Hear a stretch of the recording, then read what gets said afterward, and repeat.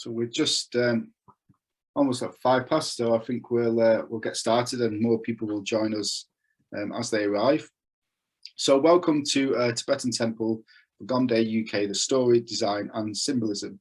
My name is Jason Briggs and I'm on development committee for this project, and I will be the chair for today's event. So just a little bit of background on the project. So Gombe's spiritual leader Chokyi Nyima Rinpoche asked for Gombe UK to build this temple, which is actually named Tubten Chokor Ling Temple. And the aim of the temple is fourfold, really. The first is to inspire people to the Dharma. The second is to preserve the Dharma. The third is to teach the Dharma, both from actual teachings on site at the temple, but also through the symbolism, which we'll cover today, and gather community around the Dharma too. And this event is one of a trilogy so far, and we've been exploring various different facets of the temple. And you can see those previous events, just let us know. And the aim is to raise awareness and support the project, of course, too.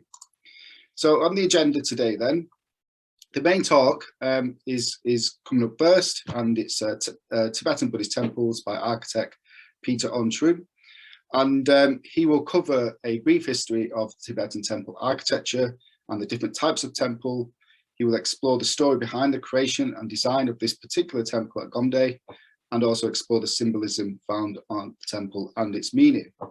We'll then go to a quick update from Trustee David Benjamin, who will give us a brief 5-minute update on where we're up to with the temple build itself. And we'll then move to Trustee Paulette Benjamin for some closing remarks, a bit more about the vision of the project. And then for those who do want to stay on, there will be a Q&A at the end. So just a little bit of housekeeping just before we get started. Please do introduce yourself in the chat box at the bottom. Please say where you're joining us from. It's always great to see all the community and who's with us. And please do comment and chat away as the talks progress. Share your thoughts and views in the chat as well. All the questions will be asked at the end of the session, and you will see a Q&A box at the bottom. Please do pop your questions in there. And you can also upvote, and if you want to ask a question live, you can also click raise your hand, and then we can also allow you to ask a question live, and we'll ask those at the end, like we just said. So what I'm going to do is going to ask Peter to get ready to present, and whilst he's doing that, I'm going to just share a little bit about Peter's background. So Peter is the main architect for Gombe's temple. He is graduate from the prestigious Delft University of Technology, which ranks second in the world for architecture. He's a student of Chokyi Nyima since 2011, for whom he's been involved with a number of building projects. This includes a centre in Austria, the 1000 Buddha statue temple in Lumbini, and a number of monasteries. He's got extensive knowledge of Tibetan temple architecture and has travelled to Tibet several times to study temple design.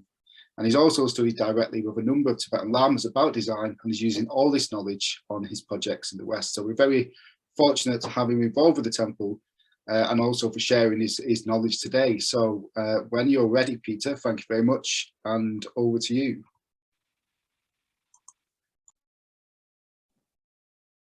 Yep, good evening, everyone. I hope you can hear me well. Welcome to the talk about Tibetan temple design. As Jason just said, I've been working for Rinpoche's activities over the last 10 years. And about 6-7 of those years, I've worked mainly in Nepal. During this stay in Nepal, I'm working for Rinpoche's projects on temple design and monastery construction. I had the opportunity to visit Tibet twice. So all these experiences have led to the gathering of knowledge, which has gone into the design for the UK temple. And I thought that rather than making it a sort of a dry expose on let me see how my slides are going. Let's see how this, I have to see. No, I have some trouble with sharing my slides. Let's see.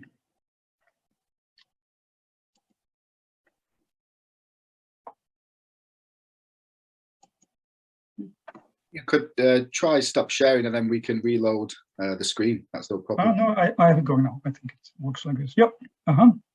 So rather than making it a rather dry expose on Tibetan temple design, I realized that over these years in Nepal, for me, I've basically been on a journey where all this knowledge that has gone into the design was gathered. And I thought it nice to share some of that journey with you. And in the course of that, explain about the facets of the temple design. So the journey, of course, starts in Tibet, where else in Lhasa, to be precise, the center of Tibetan culture and Buddhist practice. This is Potala Palace in Lhasa. For me, it took a while actually to get into the idea of traveling to Tibet, because I realized at a certain point that for me the idea of the Chinese occupation of Tibet felt like a thing that would not be very nice to experience. But I was very, very happy that from the moment that I entered Lhasa, it became very clear that Tibetans, despite the Chinese presence, go fully about their daily expression of their devotion to Dharma and practice. This is part of the Kora large 8-kilometer walk around the Potala Palace and the center of Lhasa with its main temples. This is Chakpuri Hill, which is also part of that, where people do Kora, turning prayer wheels, and even like the lady all the way to the left is doing prostrations all along the way. The same thing happens on the Bark Core, which is a smaller Kora directly around the main central temple in Lhasa. And it's very beautiful to see people of all walks of life basically doing Kora there. Younger people, older people, families, friends, expressing their devotion to this main temple. This is also where the story starts. The center of Lhasa is an old town, still very much intact, with the same height of buildings. So if you're on top of a roof, you look over the landscape of roofs with only the banners and Dharma flags sticking out of that. Apart from one main structure that comes out above this old town, which is the Lhasa Jokang. Jokang is a combination of Jowo Lakang, meaning the space of the deity, specifically housing the Jowo statue. I want to show a little bit and share a little bit of the history of that. This is the main entrance, not a very clear entrance for such an object of devotion, but it's always clear that people are doing prostrations in front of it, so it's a very lively place. This is inside the main open courtyard where monks do their daily practice. And inside, it's really a labyrinth of small spaces, small shrine rooms, stacked with all sorts of deities, tankas, and where Tibetans go about making their offerings with butter for the butter lamps, with milk, with chang for the protectors. Chang is Tibetan beer, and incense. The story starts there, and also the introduction of Buddhism to Tibet starts with King Songtsen Gampo, who was able, as the first king of Tibet, to unite the different clans. That also created the power base, you might say, to extend the influence of Tibet to the south, to Nepal, and to the west, north, into China. So that led to the fact that Songtsen Gampo married two princesses, one on the left, so Songtsen Gampo in the center here, one to the left, Nepali princess Brikuti, a daughter of the Lichavi king, and on the right side, Princess Wencheng from the Tang court. And the story of these two princesses is very much the story of two statues and two temples. And it's very probably the case that they actually were the ones to introduce Buddhism to Songtsen Gampo, to the king. So these are two statues that the ladies brought with them as part of their dowry, I guess. On the left side, the statue from Nepal that was brought by Princess Brikuti, the Akshobhya Buddha statue known as Mikyo Dorje. And to the right, the Jowo statue that was brought to Tibet by Princess Wencheng. That actually came from India, according to history. So it took quite a roundabout way to enter in Lhasa. And it's the Jowo statue that is the main statue that is housed in the, as it's called, the Jowo Lakang. Now, the start of the construction of the temple has a bit of a background story with the idea that the Tibetans have that underlying Tibet is a female demon, demoness, called Sinma, and that the building of the temples was actually a way to pin down the demonic force of her. So in the center here, this is a picture of Tibet overlying the demoness. And in the center here, you can see the Jowo Lakang at the place of the heart blood of the demoness. And around that, in two concentric circles, other temples pinning down different parts of the demoness. And this is body. With one larger temple complex more to the south of Lhasa, which is Samye, which we will come back to later. So the interesting thing about the original structure of the Jowo Lakang is that in itself it's quite a sprawling building, but in the center there you can see is the main structure, the original structure, which is built according to the principles of a Buddhist, Indian Buddhist vihara or monastery, as it was developed after Buddha's time in different monasteries in India. So you can see the main structure has an internal courtyard with around it, so the courtyard with around it the cells of the monks organized, which at this time in the Jowo Lakang are these niches that are completely filled with statues and objects of devotion. So this is a picture of Nalanda excavation, where you can clearly see Nalanda being one of the big Buddhist monasteries in India, with a central courtyard and around it organized the cells of the monks. So this has been the clear first influence of Indian architecture into the start of Buddhism in Tibet. Also in terms of the structure itself, with columns and, for example, the lion-headed beam heads are very clearly Indian in influence.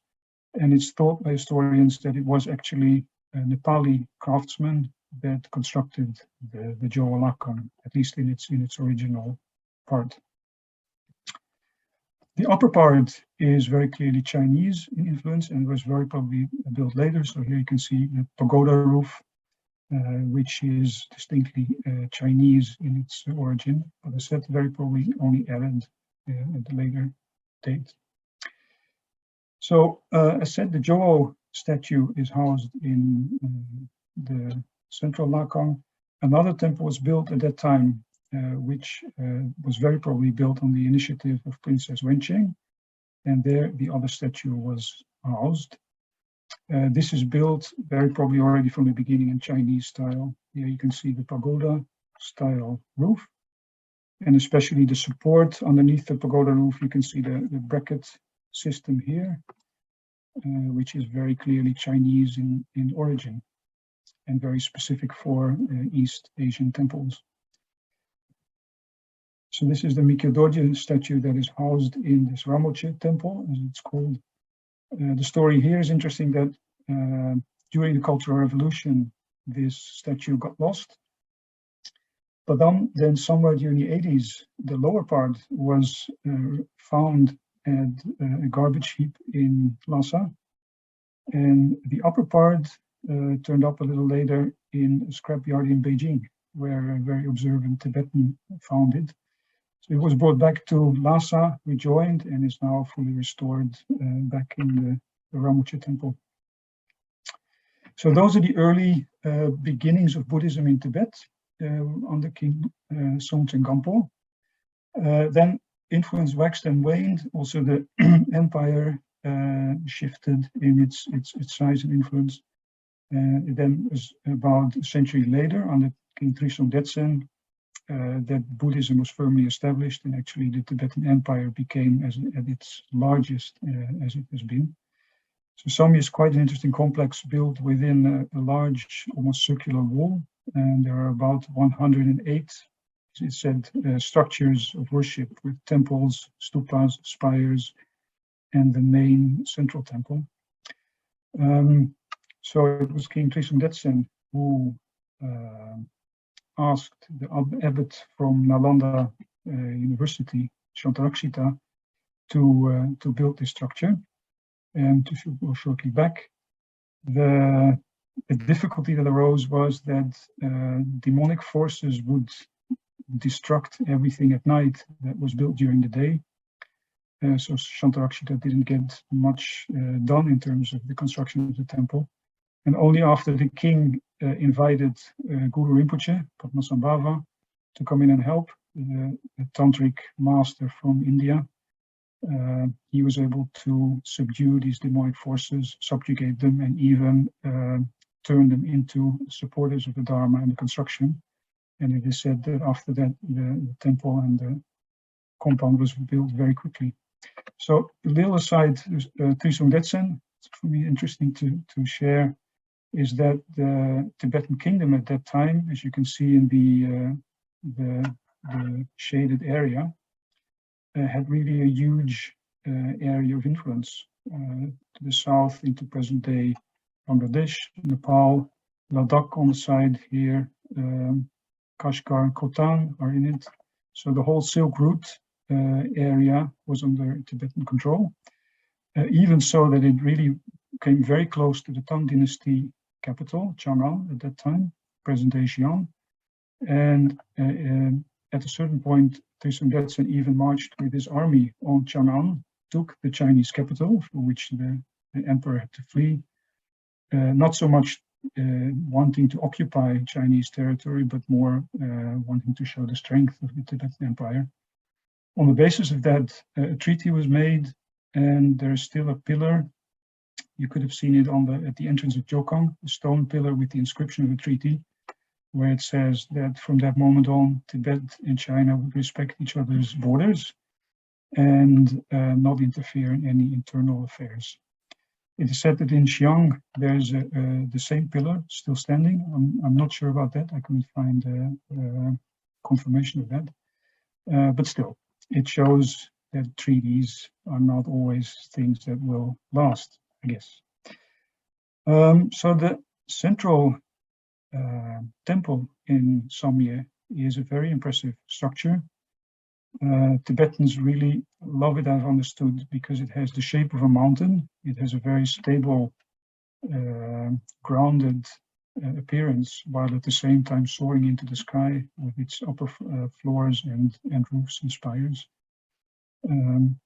This grounded sense also is strengthened by the fact that let's see, where's my pointer here? On the right side, you can see that the walls of the temple are batted, so they're inclined, which has to do with resilience against earthquakes.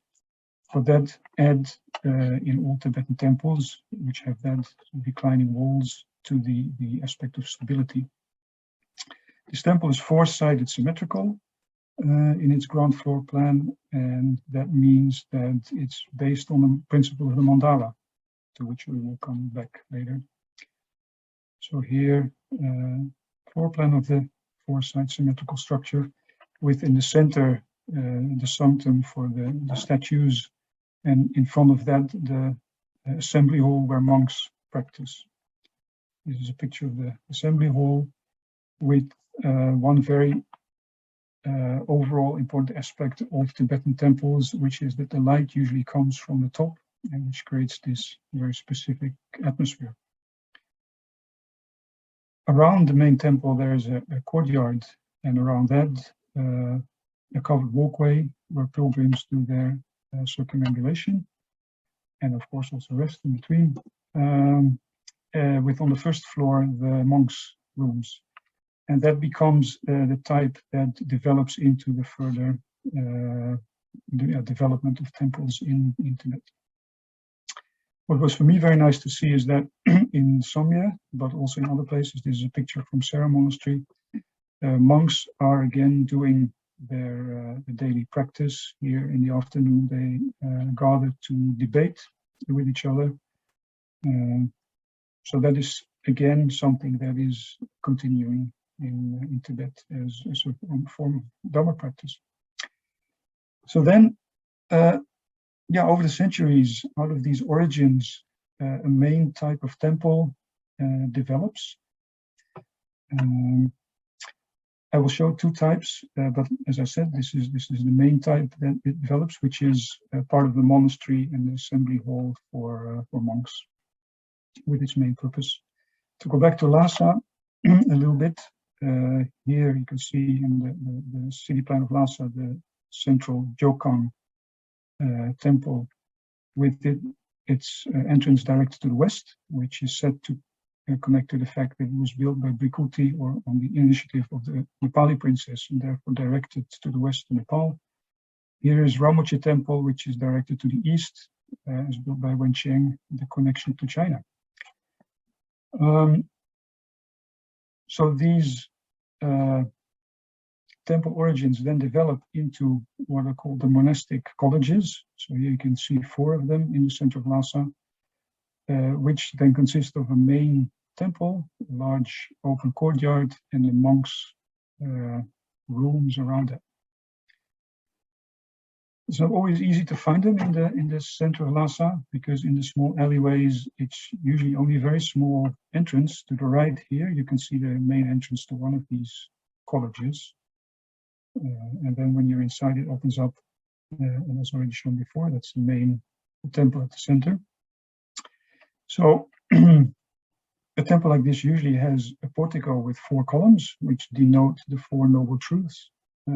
Elaborate decoration, which we'll go into a little later, and then the Rapsel or sun window, as it's called, which you can imagine in wintry arid conditions can be a very nice place to study, being largely glazed.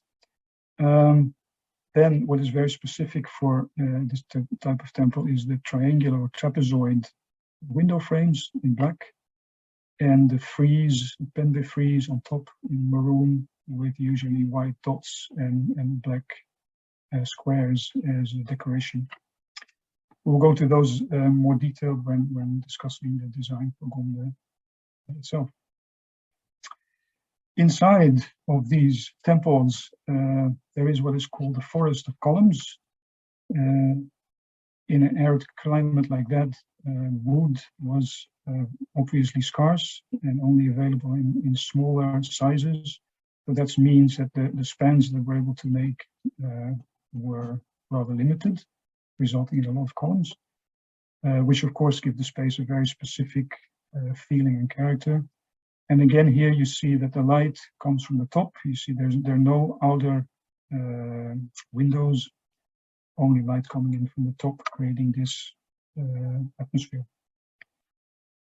This is on the roof of the temple, where you can see that the patio that is on the first floor, cut out, you might say, has the windows that bring light into the lower lakang, the shrine hall, with then at the back on the right side, a volume where usually extra shrine halls are being housed. Here, for example, on the left, the Tara shrine. So the outer courtyard with the monks' quarters, or in this case, the former monks' quarters, these were very probably appropriated into sort of normal dwellings in the 60s, which they still are, partly. You can see that they are monk cells, so they're very small houses in that sense, which means that people put a lot of stuff outside. There was also a college I visited where apparently even these rooms are again renovated into monks' rooms, and monks are living there again. Then to the second type of temple, which is mainly shown because it's 4-side symmetrical, and in that sense has a relation to the main principle of temple construction, which is that of the mandala. This is called the Zangdo Palri type of temple, which is the copper-colored mountain pure realm representation of Guru Rinpoche, with the first level denoting Nirmanakaya, the second Sambhogakaya, and the third level Dharmakaya. This is not so much a temple used for assembly purposes, but it has main statues in the center of each of the spaces. It's very decorated, and yeah, one of the examples that we have is in our Sangha, the one that was initiated by Choling Rinpoche and is at this point under construction in the south part of Kathmandu Valley in Chapagon. As said, this is really the clearest example of what you might call a palace of the deity, with all the aspects of enlightenment symbolized in it, and based on the principle of the mandala. So the mandala, as a short aside, I think most people will know the sand mandala as constructed by monks during a certain time of the year. What not many people know is that the mandala in this form is only a 2D representation of a 3D structure. So this is sand mandala. Here, one on the ceiling, where you can also see again the structure of the squares, which actually denote the different levels of the temple, with the porticos on all sides. And I will see if I can share a little bit of a project that is undertaken by Cornell University, where the Kalachakra mandala has been visualized in a 3D model. Here already the first two levels, the top two levels of Dharmakaya and Sambhogakaya are modeled, and you see developing the lower level. So the lower level is Nirmanakaya level, or with other words, the enlightened body. With the second level, enlightened speech, and the top level, enlightened mind. And I show this specifically because at the end of the video, when you see an overview of the overall structure, which is, as you can see, pretty complex.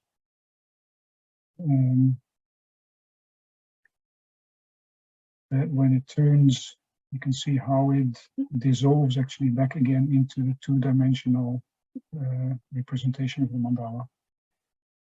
So I said the mandala as a model of the cosmos, and in that sense, as a support in visualization of all enlightenment qualities. So when you then ask the question, so how about this symbolism? What I thought was good to share and to show that is a model of the Tara mandala. This is a model from Sechin Monastery.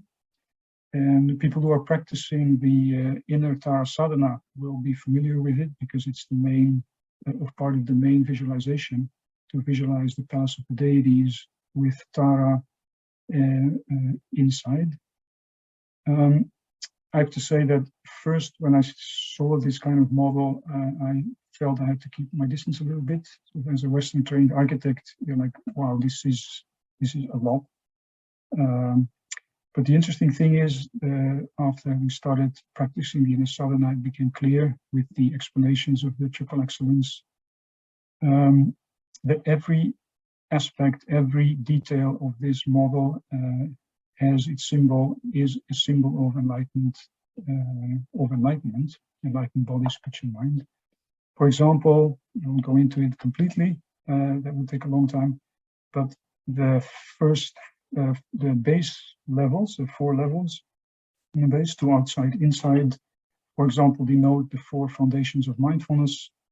The 4 columns of the porticos denote the 4 types of behavior to be abandoned, that of bodhisattva behavior, and but even all the decorative elements on the top. For example, the lattice work here is one of the 7 factors of enlightenment, in this case mindfulness.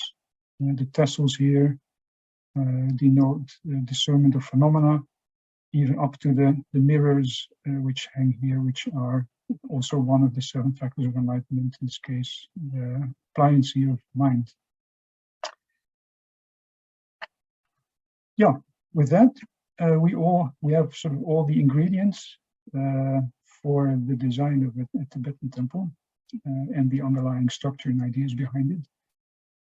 So as an architect, for me, starting to work on the design for Gombe, England, apart from that, the whole background, the situation is, the context is a very important starting point. And in that case, what was very clear is that the temple for Gombe is going to be positioned on a field which is more rectangular and clearly defined than here in the visualization. It's a really rectangular field with more or less similar conditions on all sides, with trees defining the space. So for me, it made sense to see if this four-side symmetrical layout could be applied here. We did start out with two models of the two types of temples. So in the front here, you can see the four-side symmetrical possibility, and here the assembly hall type, sort of the main monastery type temple, which is as an orientation towards one direction. So first floor, the shrine hall, second hall, library and teaching rooms, and the third level, denoting Dharmakaya, simply a glassed structure with a pagoda roof from which light and basically space comes into the lower floors and into the shrine hall. So when we discussed this with Rinpoche, Rinpoche preferred the four-sided symmetrical one. And after having made this model, I somehow, even though it came from a clearly or completely Tibetan background, it really made me think of something, but I couldn't put my finger on it until a little time later I realized that what it made me think of is this iconic building north of Italy, a Renaissance Villa Rotonda, it's called, designed by Andrea Palladio. Palladio is probably one of the most influential architects of all times. As a Renaissance architect, he reinterpreted Roman Greek architecture in a very pure way, and this is one of his iconic buildings. So for me, it was very interesting to feel this very strong connection between a temple design that came from a Tibetan background and nevertheless connects almost seamlessly, you might say, with an essential part of Western architecture and architectural history. And that became even stronger when, after having visited Gombe and visiting the country houses that are located around Gombe in Yorkshire, for which Yorkshire is quite well known, I discovered, is that these country houses, this is Harwood House, I think about an hour's drive from Gombe, also as Palladio worked in the 17th century.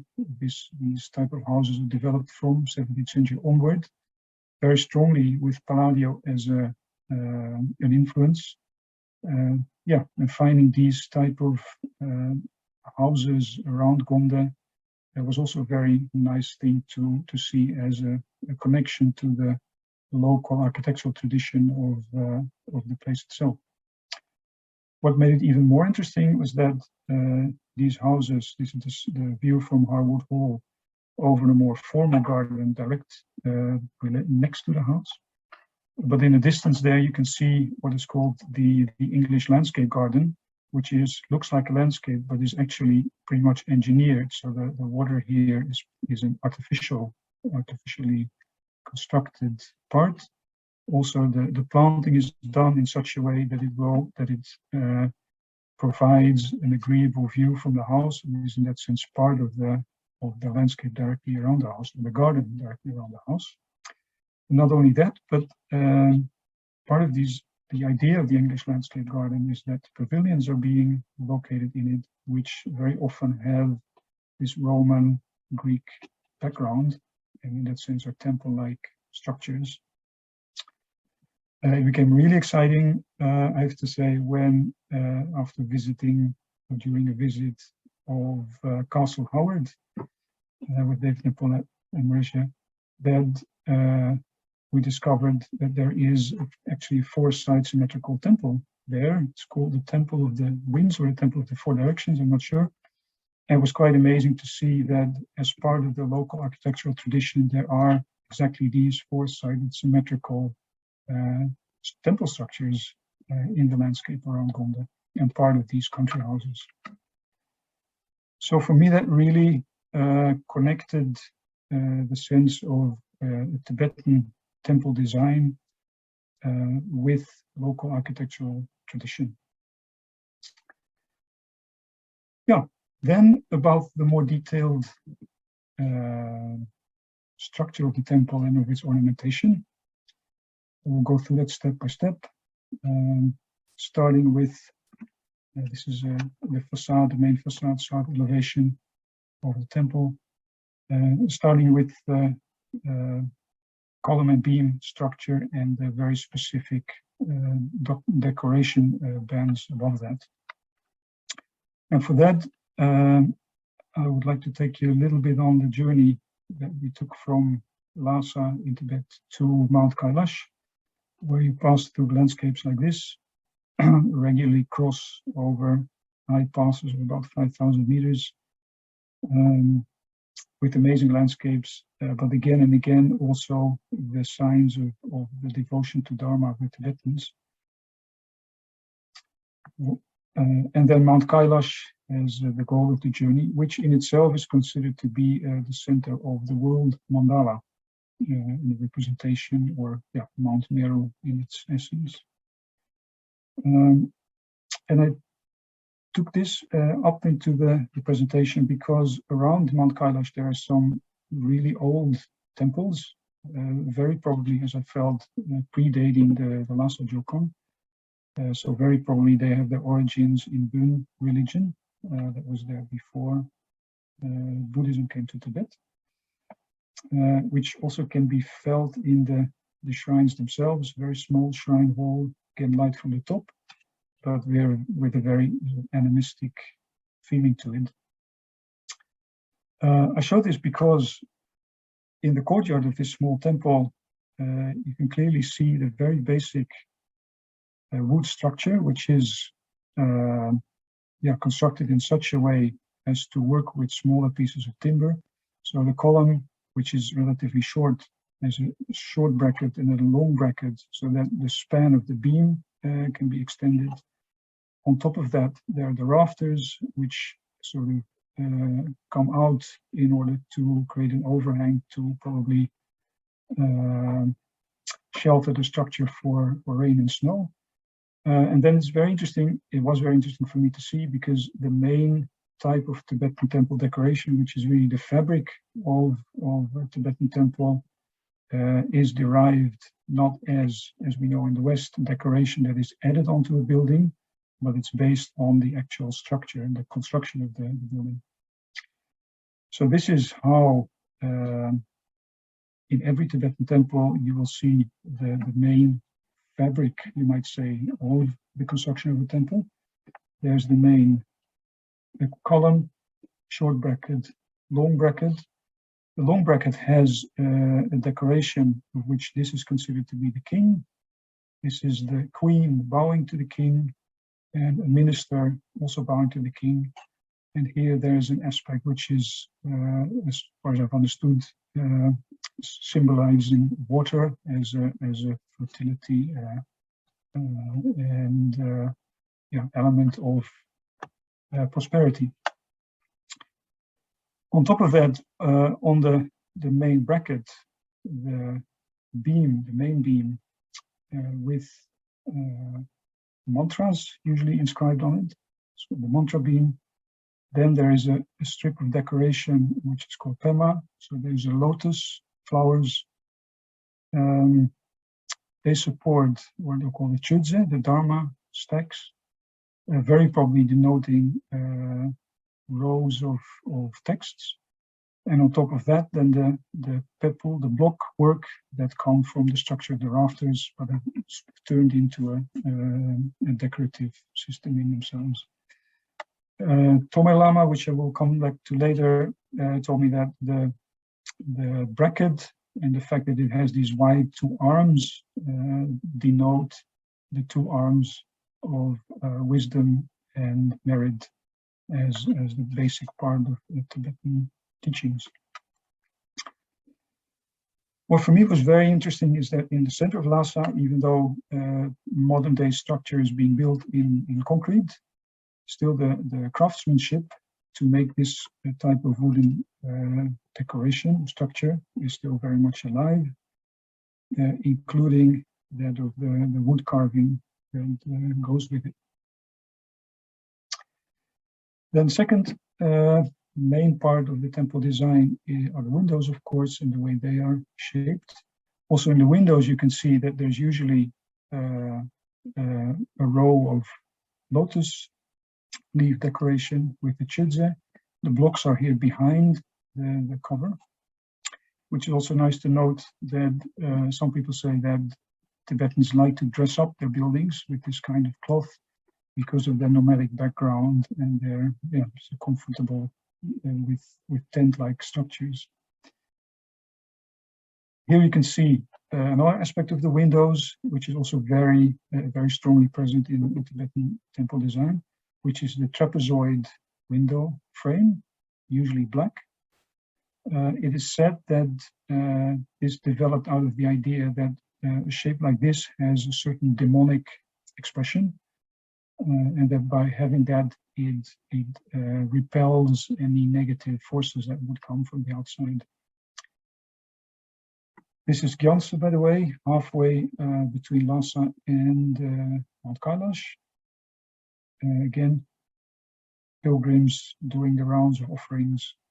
And to have a little bit of context, this is quite an amazing complex with different types of temples and stupa structures.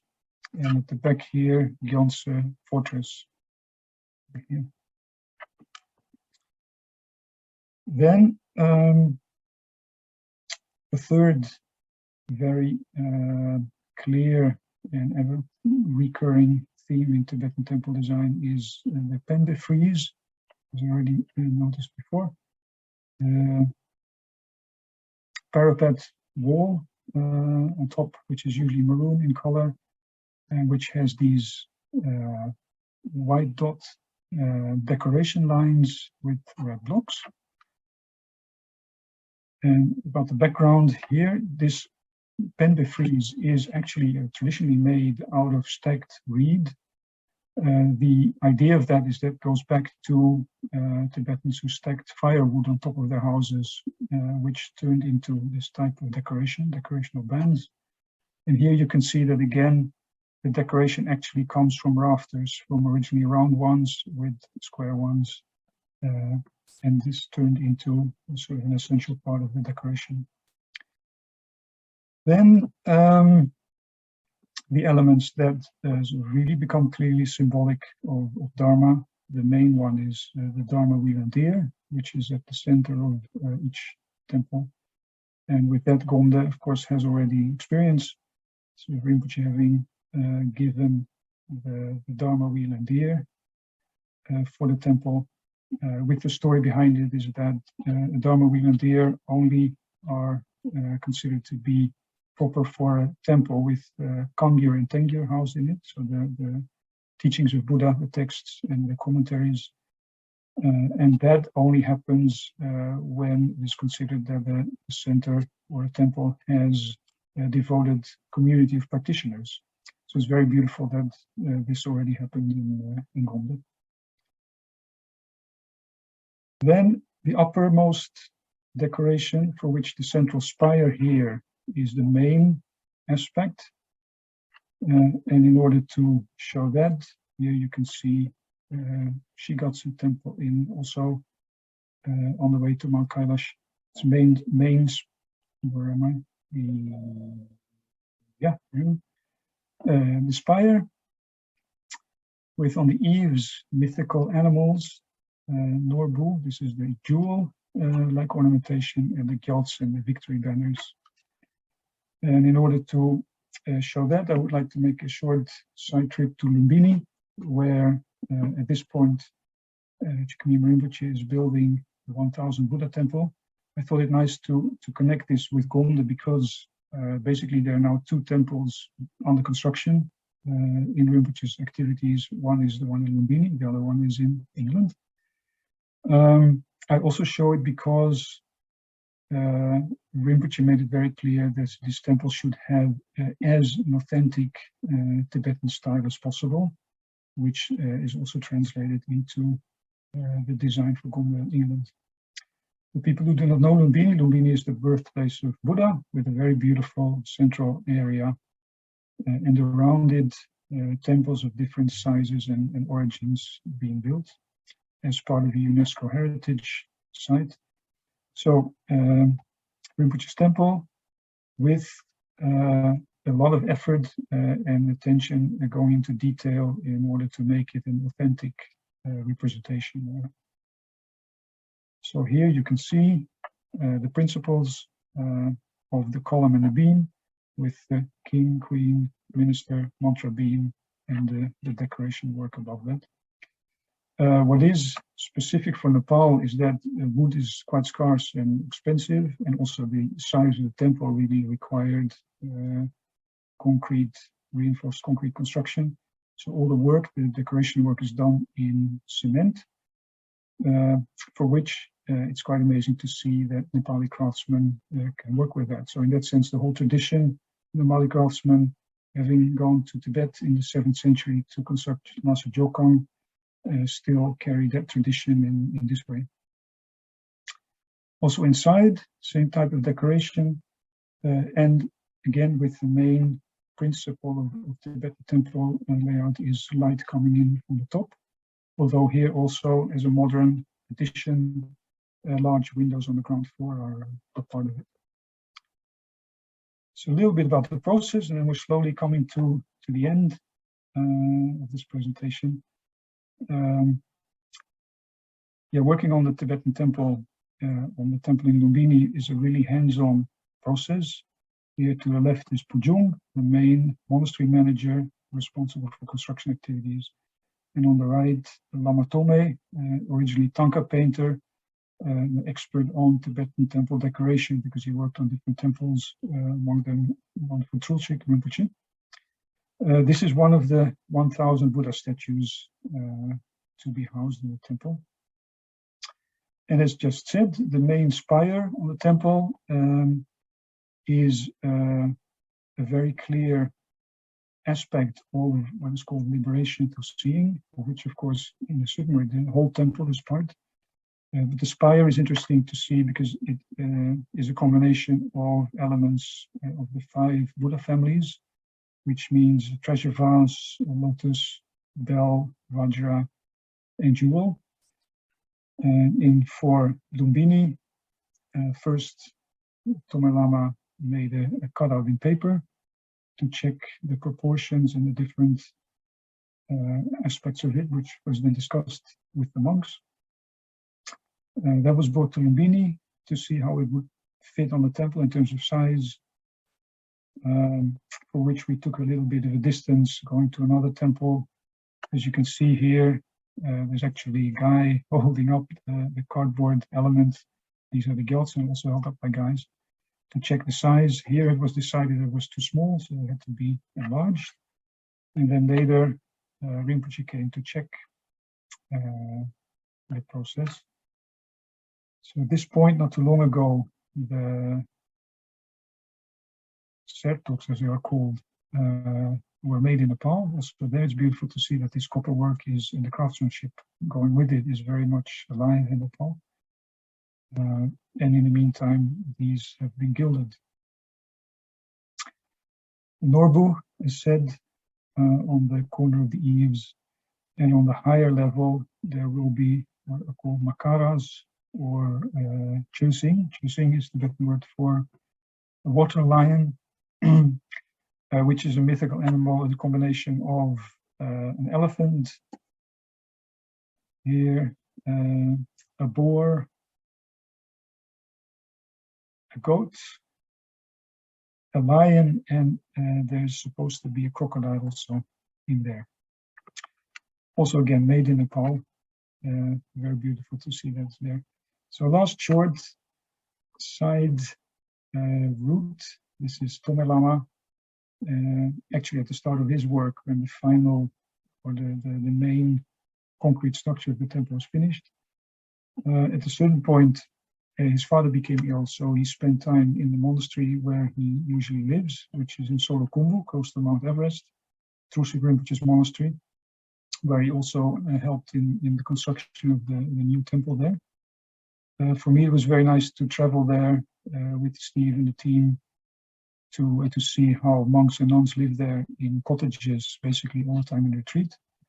And the reason why I show this is that the main temple has a very beautiful clerestory structure where light from the top comes in, which to me was really a clear inspiration, and to incorporate that into the design for the Komla temple.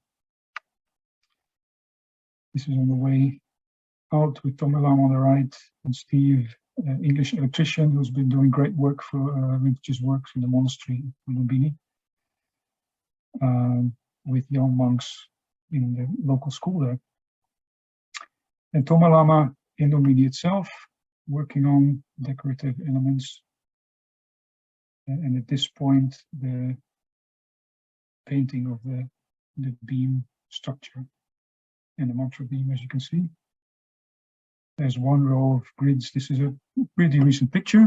My thanks, by the way, to the local team, Tenzin and Ajaya, who are guiding the process right now on site. The main statues have been put into place not too long ago, with behind it the steel structure where the 1,000 Buddhas will be placed, with a mock-up here to test their positions. So yeah, I also show Lumbini and made this this side trip because it took a little more than 10 years now to construct the building into its present phase. And what was very interesting to me was that at a certain point, when visiting with Rinpoche confided in us that he had a sponsor who approached him. I think it was a Malaysian or Chinese sponsor, who said that he would want to support financially, completely support the finishing of the temple from that moment on. So Rinpoche said, okay, would be good. But said the sponsor, I have a condition, and that is that I'm the only one who can support the finishing of the temple. And then Rinpoche said that he shortly thought about it, and then very, very clearly felt, no, that's not the right thing to do. And it really shows how important for Rinpoche it is that as many people as possible are able to contribute to the construction of a temple, which is as precious as this. That also shows to me, when Rinpoche is there, that all the craftsmen, all the workers are assembled, greeted by Rinpoche, showing that each and every one, from the guy who's lugging up a bag of cement from the ground floor to the top, which in Nepal has to happen because there's a large part of the process is manual labor, that each and every one contributes to the temple. And I've started to feel now how incredibly precious it is to be able to be a part in whatever way of the construction of a temple like that. Even people who have come to visit, David and Paulette were there about 2 years ago. Simply visiting and showing interest is also already a great form of support. So then we come to the final design for the Komla temple with all the elements that we discussed. 4 sides symmetrical, so in that sense it has this background of the symbolism of the palace of the deities with all its aspects, and fits into the tradition of liberation upon seeing, with, for example, then the main spire as again sort of concentrated focus on that. Elements that we discussed, and as a finishing, I realized one was missing, which is the steps leading up to the temple. Of course, the temple has to be elevated a little bit above ground level. And Lama Tome said it would be very good, auspicious, if that would be 9 steps, denoting the 9 vehicles leading to liberation. The battered walls we discussed already, and the sun window complete the whole picture of the design as it is. Yeah, so I end by making aspirations that, going again to Rinpoche's picture here in Lumbini, that as many people can contribute to the temple construction, and that in that way it might function as the early temples that we've seen at the start of Buddhism in Tibet, which were really the foundation and the source of spreading of Buddhism, Tibetan Buddhism, and that the temple for Gonde may do the same for England and Europe, or the rest of the world, it seems. Thank you. Thank you very much, Peter. Really fascinating talk, and it's really amazing to see all those little, if you like, tiny influences over the years building up into this one project. So we've got some questions, and I've got some questions for a little bit later on. I'm just going to hand over to David now, Trustee David Benjamin, who's going to give us a bit of an update on where we actually are in terms of the project. And if you've got any questions in the meantime, please do add them in the chat box, and we can ask them to Peter in a moment too. So, David, whenever you're ready. Okay, I can get my first slide. Let's see.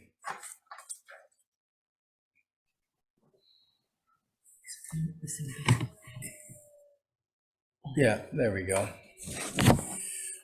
Okay, so hello, and was very amazing listening to Peter. So, but I'm glad you're all joining for this journey. And the picture you're looking at is the Lindholm Island, and with the guidance of Chokyi Nyima Rinpoche, Lindholm Island was purchased by Rangchen Yeshe UK, beginning in 2009.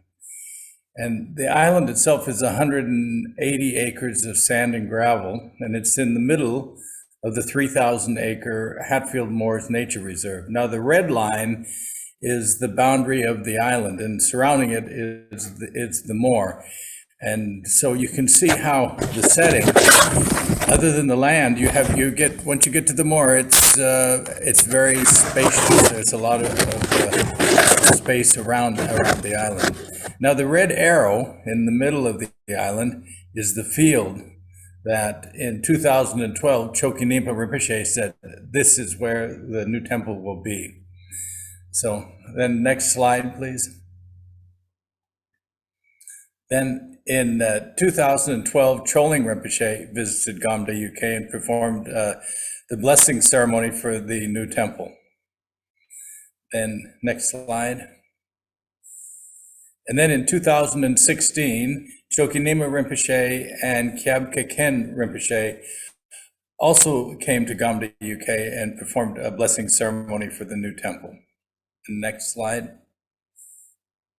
Then we get to the permissions. So in 2016, outline planning permission was granted for a temple. That just shows you it could be in this field in a certain size, but the details were not fully approved. Then in 2017, full planning permission was granted. And in 2019, the building permits were issued for the temple. And next slide. So in 2020, the reinforced concrete raft foundation was poured. It was poured in two halves, and the reinforcing steel is also visible here. And this type of foundation is very strong and stable. The design criteria that we're using for the building is 500 years. And in this particular foundation design, we only used half of the bearing capacity of the underlying sand and gravel. And this is to accommodate any water table changes that could possibly occur in the next 500 years. So there's some forward planning, but basically it's built very robust in that. Next slide. And then in 2021 is the laying of the first cornerstone block. The photo also shows reinforced steel rods, which will connect the foundation raft to the foundation walls, and there'll be additional steel reinforcing which will be used in the walls. Then the next slide.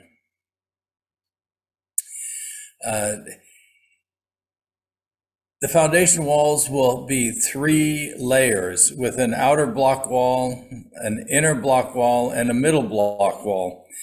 And what is being built here that you can see is just the outer block wall. And next will the middle and the inner walls will be built. Next slide.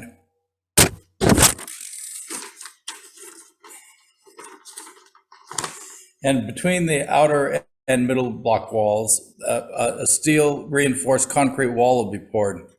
And this will use the outer and middle walls as the formwork for the reinforced concrete. Now, the thickness of these foundation walls, when they get done, will be about 1.2 meters. That's about 4 feet in old money. So they'll be very thick. Okay. And this is where we're up to at this point. We've got the outer perimeter walls mostly completed, and we just have to do the 2 next layers of the middle ones and the reinforcing. Okay, next slide. This brings us to the money, which is always amazing to me to see what actually happens and how it works.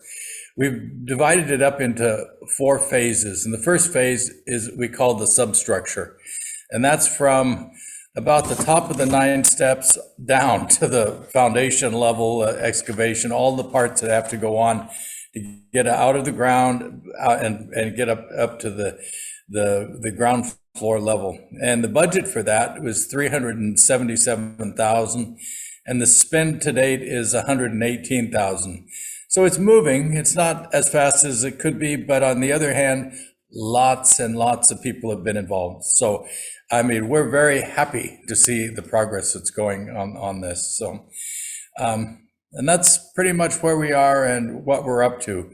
At this point, I'll turn it over to Paulette, and she can have some words. We're sharing the same camera and screen, so I'll get up and move, and she can move in.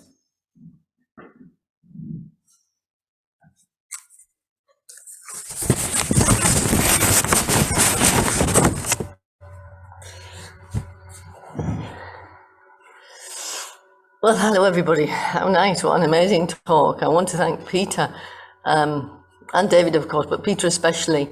It's been so inspiring to see the lineage of temple building flowing through time and place and coming to rest here at Gombe, UK.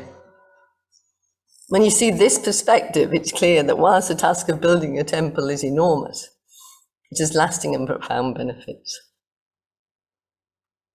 Here at Gombe, we started our temple building journey in 2012 by Rinpoche simply saying, there will be a temple here. By 2019, some 7 years later, many of the key causes and conditions had been brought together to make Rinpoche's vision of a temple at Gombe a reality. While we've made great progress with the temple planning and design, however, we lacked major funding and we struggled to see how we could take the project further. But Rinpoche encouraged us to be bold and advised us to begin building as soon as possible. With this practical progress, he said, people could then see with their own eyes a temple in the making and be inspired to be part of this most meaningful of projects. Over the last 3 years, we followed Rinpoche's advice, and the temple is beginning to show itself. Firstly with the Rath Foundation, and now with the outer foundation walls in place. It already inspires and draws people in. This has taken £118,000 to date, £50,000 of which has been in donations, and £68,000 from Gombe's reserves, perhaps at a time when reserves would not ordinarily have been used. But we've followed Rinpoche's advice. We've been bold, and we hope we have inspired.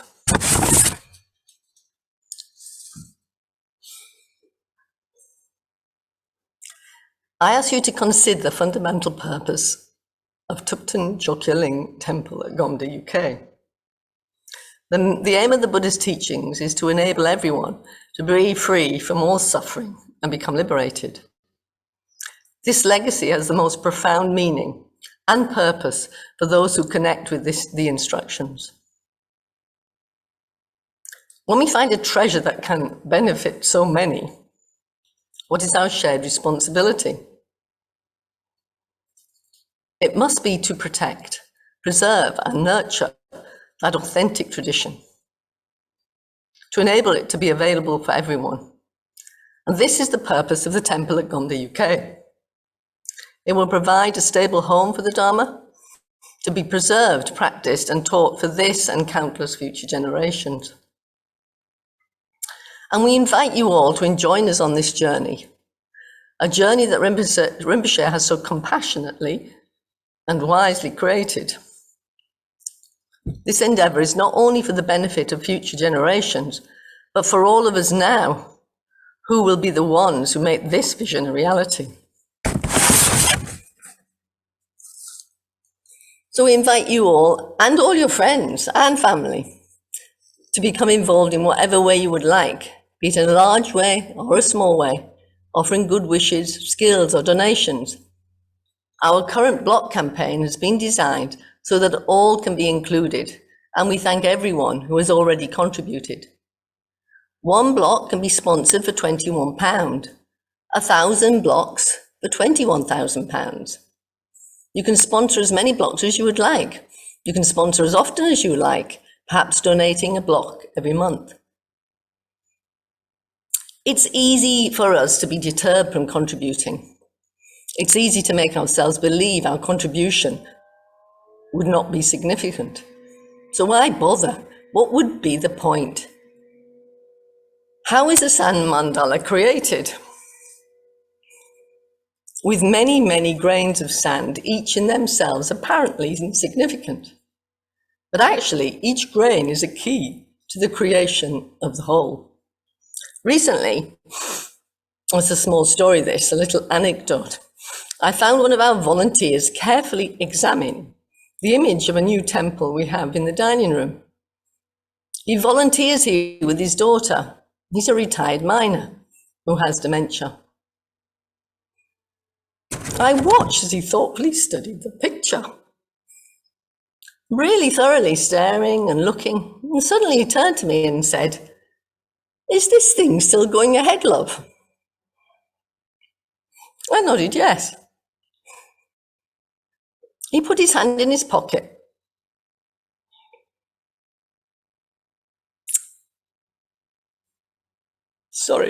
And began to collect some coins and put them in the donation box. For me, this seemed a very significant and meaningful contribution. We can all be part of Gomde Temple team. Everyone can help, everyone can join. We will be in touch and let you know how. To conclude, I wanted to share an aerial photo of the temple as it is situated on Lindholm Island. It's taken by a drone by Kate. And when the Lindholm Hall was first purchased, Rinpoche said, "You cannot find a place superior to this." I was a little bit taken aback and I wondered what he really meant. I think this particular photo gives us a glimpse of how Rinpoche perceives things and how the temple sits so well in the spacious landscape here at Gomde, UK. And I hope Helen has the good picture to share with everybody. And I thank everybody for attending and pass this over to Jason. Thank you. Thank you, Paulette. That's definitely an amazing photo that captures everything you've just been sharing. So thanks very much. So yes, there's plenty of ways of getting involved. You go to the website at Gomde UK, and there's a whole page dedicated that we've just updated about the temple, its aims, and how you can get involved. So I'm just going to ask the other speakers just to turn on their screens. I'm only going to ask a couple of questions because we are over, but I just thought really there was a couple of things that I think came to mind. One was about how do we get authentic design, and then one was a question I think I had for Peter. So Firstly, Peter, I just wanted to ask a question that's come through the chat and another way as well about the traditional design. Do we know how we may be using traditional craftsmen, perhaps to help the design at Gomde? Has there been any plans like that, or are we not that detailed yet? No, we're not that detailed yet. But what I realized myself after sort of now presenting it is that it is exactly as you say, that the knowledge of this decoration especially is within the craftsman. So it's not like a textbook kind of thing. It's really the people who are doing it and making it that have this knowledge and who are able to do it. So I think there's in a certain way no way around it. That, for example, Tome Lama, the main Lama, as I said, who is in charge of decoration for Lumbini and who already is traveling around the world also to teach, I think, yeah, he might actually be very happy to come to Gomde to guide the process. And yeah, to have a Nepali team of craftsmen work there would make sense to me. Yeah, it's certainly for certain aspects of the decoration. Yeah. Mm-hmm. Yeah, brilliant. Yep. And just to close, really, a question that I want to ask yourself and the other trustees. So, what out of the temple do you find is the most inspiring? What's the most inspiring part of the temple? Maybe it's the build or the project itself. What is it that inspires you, Peter? Well, personally, what I find most inspiring is the number of people that have come and wanted to help, and in physically help or just to make a donation. It's really it's somewhat overwhelming. And how important it is to individuals to be able to participate. So I don't know, that to me it's the most surprising thing. It doesn't feel like an ordinary building. And that's the part that is wow, it's not just a building. There's something that's really special, and most of the people that come here and see it say, oh wow, that is something. There's some feeling that they get. So that's the most inspiring for me. Yeah, brilliant. So one of the aims we've said, isn't it, is to inspire, really, and hopefully the building itself does do that. And what about you, Peter? What's the most inspiring part in the project for yourself? I think what Paulette already mentioned is that it's the construction of a structure that, from a Buddhist point of view, through which we all have this sense of almost urgency in the sanity that it can bring to this world, and that the construction of a temple like this would support this for many, many years and generations to come. That's an amazing idea that happens. And like I said, I feel this in Lumbini happening.